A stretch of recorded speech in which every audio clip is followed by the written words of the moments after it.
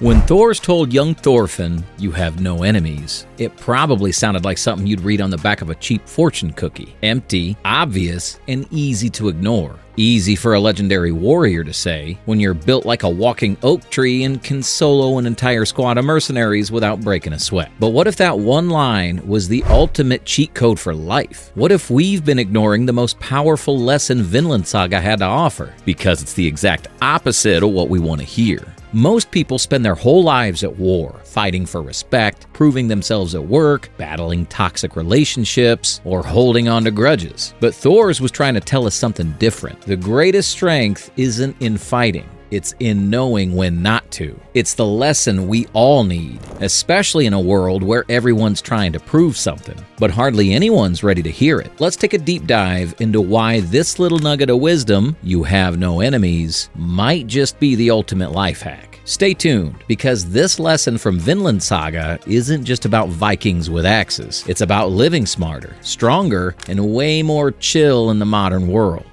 The illusions of enemies.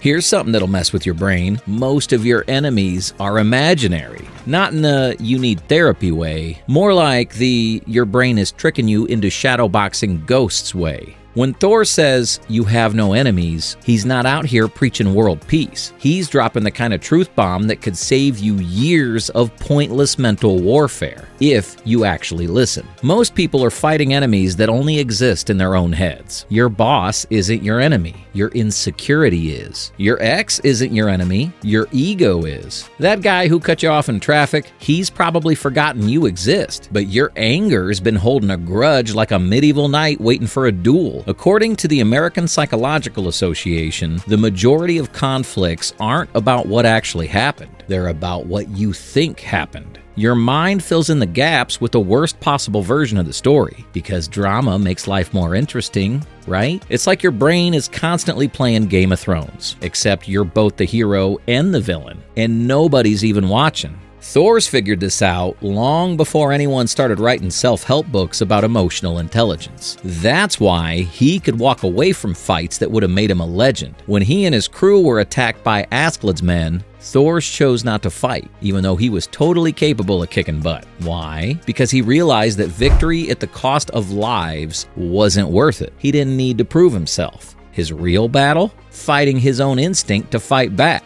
And spoiler alert, that's often the hardest battle we'll ever face. Next time someone pisses you off, ask yourself, am I fighting them, or am I fighting the story I've built in my own head? Is the problem really their behavior, or is it your frustration, expectations, and maybe even your own impatience? If you're brave enough to answer honestly, you'll realize your biggest enemy's been living rent-free inside your skull this whole time.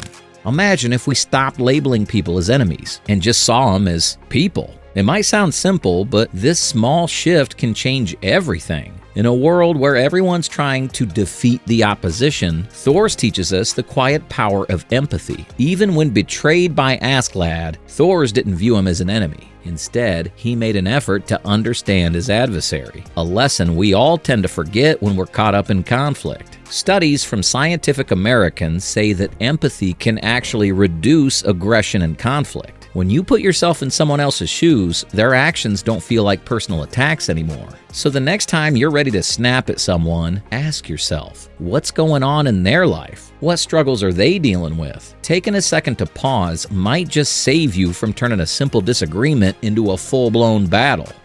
The trap of revenge. Okay, we've all been there. Someone wrongs you, and suddenly you're plotting revenge like you're the villain in a superhero movie. But what if revenge is the real trap?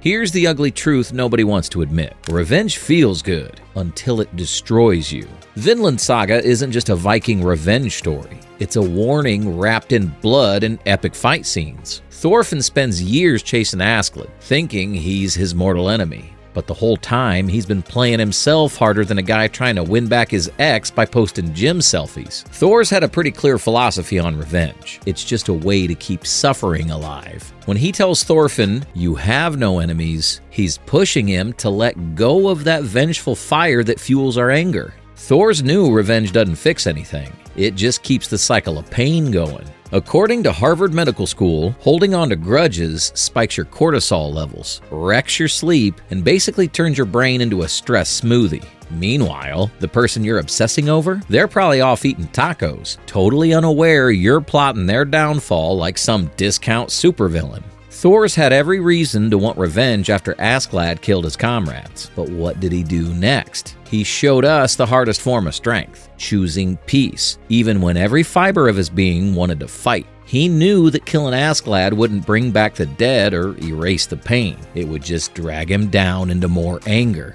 By letting go of revenge, Thors was in control of his own destiny, not his enemies. When you chase revenge, you're not punishing the other person. You're just signing up for a full-time job of mentally replaying the worst day of your life on loop. The real flex? Letting it go. Meanwhile, the person you're obsessed with, they're probably off living their life, completely unaware you're mentally playing out a revenge arc like some discount anime villain. Revenge locks you into a mental prison, and the person you're trying to hurt doesn't even know they're holding the key. The real flex isn't getting even. The real flex is letting go. Not because they deserve forgiveness, but because you deserve peace. Nothing scares your enemies more than realizing they never had power over you in the first place. Drop the sword, walk away. That's how you really win. Strength is restraint, not violence. Most people think strength looks like a clenched fist. Thor showed us it actually looks like an open hand. This dude was built like he could bench press a Viking ship, yet the strongest thing he ever did was refuse to fight. When Askeladd ambushed him, Thors could have wiped the floor with every man on that ship, but he didn't. Why? Because Thors wasn't playing the same game as everyone else. He wasn't trying to win fights. He was trying to break the cycle of violence. Psychology today even tells us that emotional control and self-restraint are key to long-term success. It's easy to react in anger, but the real warrior knows when to pause, breathe, and choose peace. When Thor surrendered to Askeladd, people thought he was weak. But Thors wasn't playing checkers. He was playing 4D chess. He knew the real enemy wasn't Askeladd. It was the endless cycle of violence itself. By choosing restraint, he won a battle most people don't even know they're fighting. So, the next time someone's trying to bait you into an argument, whether it's a random troll online or your coworker who thinks reheating fish in the office microwave isn't a war crime, remember, the strongest move is often the one where you do absolutely nothing. Because nothing can be everything. The power of protecting, not proving. Being strong isn't about flexing on everyone. It's about guarding what actually matters. The biggest shift Thors makes, the one that separates him from almost every other character in Vinland Saga, is this. He stops trying to prove himself and starts trying to protect what matters. The people he loved. No dramatic speeches, no need for applause. Most people spend their whole lives locked in this endless loop of trying to prove they're strong, smart, or better than someone else. But what happens when you flip the script? What if your whole purpose wasn't to prove yourself, but to protect your inner peace, your family, and your future self? Studies from Psychology Today show that people who focus on protecting others instead of proving themselves actually live longer, healthier lives. It rewires your brain to prioritize connection over conflicts, leading to stronger relationships and greater inner peace. Life takes on a new sense of purpose. Thor spent his life protecting Thorfinn, even at the cost of his own life. His final act wasn't some flashy hero moment. It was making sure Thorfinn wouldn't grow up as another angry, broken man chasing revenge like it's a full-time job. Thor wasn't weak because he walked away from fights. He was powerful because he knew exactly what was worth fighting for and what wasn't. So, what would your life look like if you worried less about proving yourself and more about protecting what really matters? That's the kind of strength Thors was built on. Silent, steady, and way harder than any flex-off.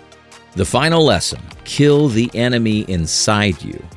So, what did Thors really mean when he said, "You have no enemies"? He was trying to tell us something most people never figure out. The true enemy isn't out there. It's inside you. Your only enemy is the version of you that wants to fight, the version that holds grudges, the version that needs to be right, the version that's addicted to proving itself. Let go of that, and suddenly the whole world stops feeling like a battlefield. You'll find a strength far greater than any battle. the strength of peace, empathy, and self-restraint.